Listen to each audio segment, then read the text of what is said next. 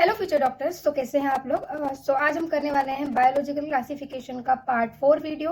And again इस video में हम करेंगे एनसीईआरटी के important highlights, turns and twist, and जो आपको सबसे डिफिकल्ट लगते हैं assertion, reason, types question and some previous year questions जो कि हम बुक से ढूंढने वाले हैं। ठीक है, तो वीडियो देखने से पहले आपको बता दूं कि ये virus, viroids, prions and lichens जो है हमारा टॉपिक, ये भी ऐसे ही हैं।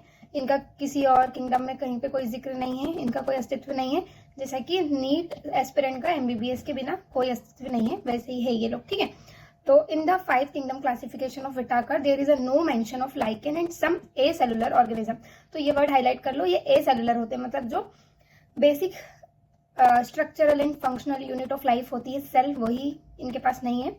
तो सबसे मेन है इसमें वायरसेस, वायरोइड्स एंड प्रायोन्स। ठीक है, अब देखो इनको हम बोलते हैं they are not truly living. ठीक है, बट फिर ये लिविंग कैसे हो जाते हैं। ठीक है, तो इनका क्या होता है, ये नॉन सेलुलर ऑर्गेनिज्म होते हैं जिनका एक इनर्ट क्रिस्टलाइन स्ट्रक्चर होता है आउटसाइड द लिविंग सेल। ठीक है, लेकिन जैसे ये हमारे सेल्स के अंदर घुसते हैं, ठीक है, तो इन्फेक्ट करते हैं हमें, तो ये हमारे सेल्स की मशीनरी को यूज करने लगते हैं टू रेप्लिकेट देमसेल्व्स। ठीक है, तो ये तो सब तुम्हें पता है, बाकी अब याद करने वाली चीज है। ठीक, देखो वायरस मींस वेनम और पॉइजनस फ्लूइड, ऐसा एनसीईआरटी कह रही है। ठीक है, तो वायरस जो है उसका मतलब इन्होंने लिख दिया है, तो कोई खास इसमें कुछ है नहीं। अब आते हैं यहाँ पे मेनली 3 साइंटिस्ट के नाम, ये आपको याद होना चाहिए कि इन्होंने क्या क्या किया था। तो यहाँ से ये इंपॉर्टेंट है, दिमित्री इवानोस्काई 1892, आप ईयर भी याद रखेंगे। अब इन्होंने क्या किया था, जो मोजेक डिसीज थी ना टोबैको की, उसके साथ जो कॉजल ऑर्गेनिज्म है उसका, वो इन्होंने फाउंड किया था कि वो बैक्टीरिया से भी कम साइज के होते हैं और बैक्टीरियल प्रूफ फिल्टर से पास कर जाते हैं। तो ये एक छोटी सी चीज इन्होंने से बताई थी, उनको रिकॉग्नाइज किया था। तो देखो टोबैको एक प्लांट है, ठीक है, मान लो थोड़ा कुछ एजम्पशन लगाना, टोबैको का प्लांट अपन ने जला दिया तो जलाने से धुआं निकलेगा स्काई में। ठीक है, तो उसको इस तरह से याद कर लो कि टोबैको के साथ स्काई। ठीक है, बहुत बकवासी ट्रिक है पर इससे याद रह जाएगा। तो दिमित्री इवानोस्काई, इन्होंने क्या किया था, मोजेक डिसीज ऑफ टोबैको का कॉजल ऑर्गेनिज्म फाउंड किया था। ठीक है, उसके बाद आता है एमडब्ल्यू बिजर्निक। अब देखो 2 चीजें हैं यहाँ पे, एमडब्ल्यू है और ये डब्ल्यूएम है। डब्ल्यूएम स्टेनले एंड एमडब्ल्यू बिजर्निक, तो दोनों का अलग अलग याद रखना। देखो एमडब्ल्यू बिजर्निक ने क्या किया था, इन्होंने डेमोन्स्ट्रेट किया था कि अगर हम इन्फेक्टेड प्लांट ऑफ टोबैको से हेल्दी एक्सट्रैक्ट निकाले तो वो हेल्दी प्लांट को इन्फेक्शन कर सकता है। और जो न्यू पैथोजन उन्होंने निकाला था उसको उन्होंने वायरस नाम दिया था। तो एमडब्ल्यू बिजर्निक ने वायरस नाम दे दिया था। ठीक है, अब देखो हमारे इंडिया के कल्चर में क्या होता है, अगर घर में बेबी होता है तो उसका नाम बुआ रखती है। ठीक है, तो बिजर्निक तो ऐसा बी से शुरू हो रहा है, तो काइंड ऑफ बुआ है ये, तो एमडब्ल्यू इन्होंने वायरस नाम दे दिया था। ठीक है, और उस फ्लूइड को क्या कहा था, जो डिसीज प्लांट से इन्होंने निकाला था उसे कहा था कंटेजियम वाइवम फ्लूइडम। ठीक है, देखो वाइवम मतलब ये वायरस टाइप, और कंटेजियस मतलब वो कंटेजियम बोला मतलब कंटेजियस, ये एक प्लांट से दूसरे प्लांट को डिसीज फैला रहा है, फ्लूइड मतलब फ्लूइड।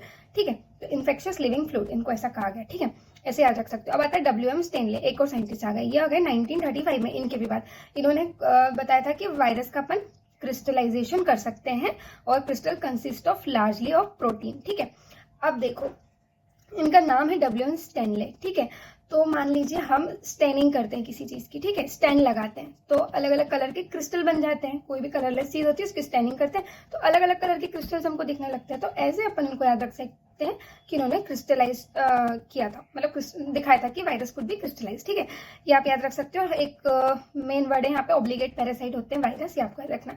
उसके बाद यहाँ पे है कि इन एडिशन ऑफ प्रोटीन, इनके पास जेनेटिक मटेरियल होता है जो कि आरएनए भी हो सकता है, डीएनए भी हो सकता है। अब देखो जो वायरस प्लांट को इन्फेक्ट करते हैं उनके अंदर होता है सिंगल स्ट्रैंडेड आरएनए, जो एनिमल को इन्फेक्ट करते हैं उनके पास सिंगल स्ट्रैंडेड आरएनए भी हो सकता है, डबल स्ट्रैंडेड आरएनए भी हो सकता है और डबल स्ट्रैंडेड डीएनए भी हो सकता है। ठीक है, तो उसको ऐसे याद रखना कि प्लांट बेचारा कमजोर होता है, सेल्फ डिफेंस नहीं कर सकता, तो वो उसको सिंगल स्ट्रैंड से ही चलो ठीक है इसको इन्फेक्ट कर देंगे, तो ये इसमें होता है सिंगल स्ट्रैंडेड आरएनए। बाकी जितनी भी पॉसिबिलिटीज होती है वो सब होती है एनिमल में। ठीक है, उसके बाद आता है हमारा the protein cold capsid made of small सब यूनिट्स कॉल्ड कैप्सोमियर्स। तो ये तो जेनेटिक मटेरियल हो गया, आरएनए और डीएनए, अभी किससे कवर होता है, प्रोटीन कोड से, उसको हम बोलते हैं कैप्सिड, और वो छोटी छोटी सब यूनिट से बना होता है, उसको हम बोलते हैं कैप्सोमियर्स। ठीक है, अब अगर अपन इसकी ज्योमेट्रिकल फॉर्म की बात करें तो 2 टाइप के होते हैं, हेलिकल और पॉलीहेड्रल। ठीक है, इतना कुछ इंपॉर्टेंट नहीं है। बाकी कौन कौन सी डिसीज करवाते हैं virus, mumps, small pox, herpes and influenza, और एड्स तो करवाते हैं, तो आपको पता ही है, ये ह्यूमन में बहुत इंपॉर्टेंट है एड्स के बारे में पढ़ना।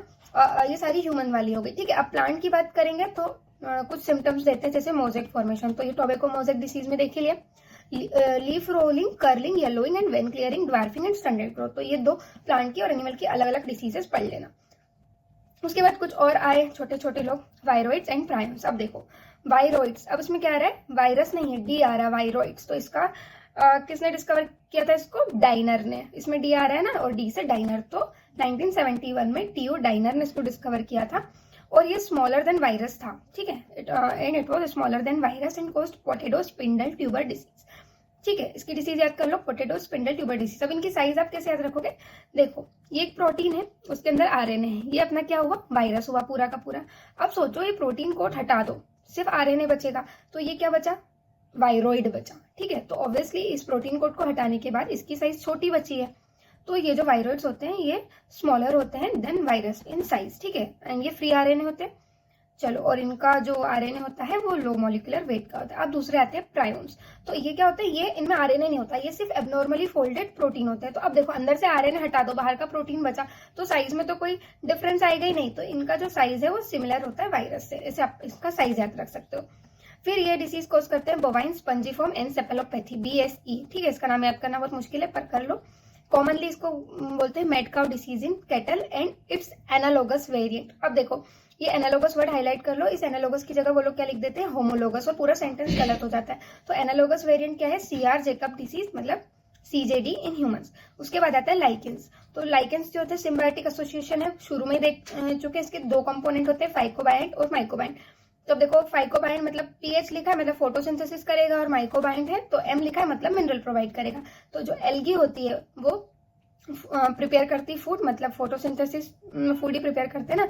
एंड जो फंगाई होती है वो शेल्टर प्रोवाइड करती है और मिनरल्स एंड न्यूट्रिएंट्स प्रोवाइड करती है अपने पार्टनर को। और ये बहुत अच्छे पॉल्यूशन इंडिकेटर होते हैं, मतलब जहाँ पॉल्यूशन नहीं होता है सिर्फ वहीं ये ग्रो करते हैं। एक और पॉल्यूशन इंडिकेटर मैंने शुरू में पढ़ाया था बैक्टीरिया में, जिसको याद है वो मुझे कमेंट करके बताएं। और अगर वीडियो अच्छा लगा है तो अपने फ्रेंड्स के साथ भी शेयर कर दो। ठीक है, और अपना फीडबैक कमेंट बॉक्स में जरूर देना। ठीक है, बाय बाय।